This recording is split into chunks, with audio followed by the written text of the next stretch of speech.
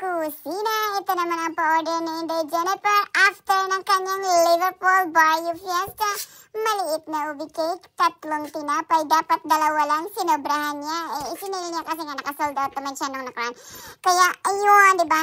Nung nung Friday pa ng si Inday Jennifer nagising ng 4 AM, diretso na ng Saturday ng 9 PM, walang tulugan. Ganun po ang preparasyon ni Inday Jennifer. Kasi nga, di ba, may pa-order rin siya nung Friday. Dapat talaga kailangan nating kasi nga, meron naman kasi iba, di ba, na kailangan ahead of time. Pero yung,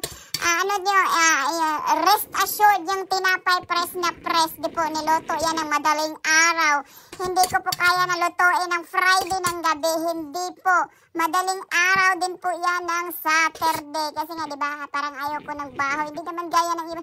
Kasi nga, hindi naman kasi ako naglalagay ng preservative para maglong ang ating tinda. Kailangan po talaga fresh. Kaya, lagi-lagi po talaga pag may event si Inday Jennifer gaya ng Christmas, wala na po yan siyang tulugan Friday pa lang. Hanggang kinabukasan na po yan. Kung ano mang oras siya matatapos ng kinabukasan. Kung matatapos siya ng 10 PM ng kinabukasan. O diba, ilang oras yan.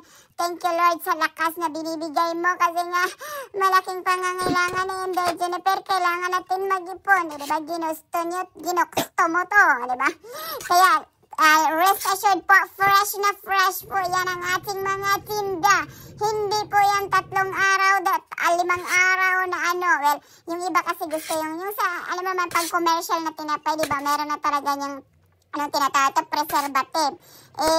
Ayoko naman ng mga ganyan kasi nga parang may ano ba tawag nito? Basta, ewan kaya po, mahal ang ating tinda kasi fresh po yan. Hindi naman yung pang-commercial.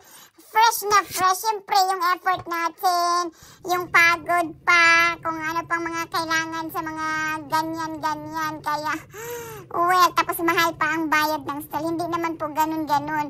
Kung noon po, nag-ano din ako sa mga presyo ngayon, naiintindihan ko na, lalo na yung ibang nagbabayad din ng mga empleyado. Kasi hindi nga ganun kamura ang stall. Kaya, asahan nyo na, doon din sila mag-ano talaga ng presyo. Kasi nga, mahal din naman ang binabayaran ng stall. Kaya, ako din naman, kaya marami din minsan. Kasi nga, sa quantity tayo, para umaasa na sabihin, saktong-sakto ang bayad sa stall. Kasi nga, kung hindi, wala, luging-lugi talaga. Kung konti lang ibebenta mo. Kasi nga, ayun na naman, para ka lang nagbenta na, diba, parang pinamigay mo ng ganon, saka dito lang sa malapit na magtitinda. Kasi nga, makuha mo naman kung dito lang malapit yung ibabayad mo sa stall. Kung for example, 300, 350, 375, ganon. So, yun lang. Bye. Love you all.